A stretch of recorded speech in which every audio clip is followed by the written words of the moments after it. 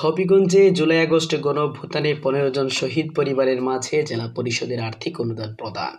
হবিগঞ্জে জুলাই আগস্টে গণঅভ্যুত্থানে ১৫ জন শহীদ পরিবারের মাঝে আর্থিক অনুদান প্রদান করেছে জেলা পরিষদ।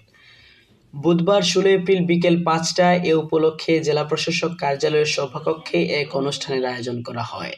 জেলা পরিষদের প্রধান নির্বাহী মোহাম্মদ নুরুল ইসলামের সভাপতিত্বে এতে প্রধান অতিথি ছিলেন জেলা প্রশাসক ডক্টর মোহাম্মদ ফরিদুর রহমান।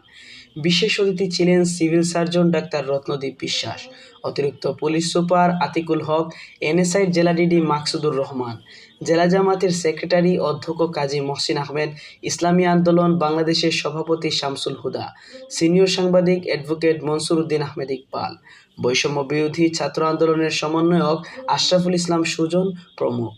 অনুষ্ঠানে প্রতিটি শহীদ পরিবারকে ২ লাখ টাকা করে অনুদানের চেক প্রদান করা হয়।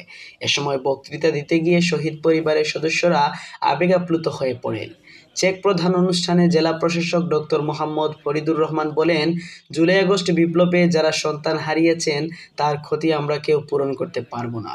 বর্তমানে রাষ্ট্র এসব আত্মত্যাগকারী শহীদ পরিবারের সদস্যদের পাশে দাঁড়িয়েছে। রাষ্ট্র শহীদদের পিতামাতা ও স্ত্রী সন্তানদেরকে ভালো রাখতে চেষ্টা করে যাচ্ছে।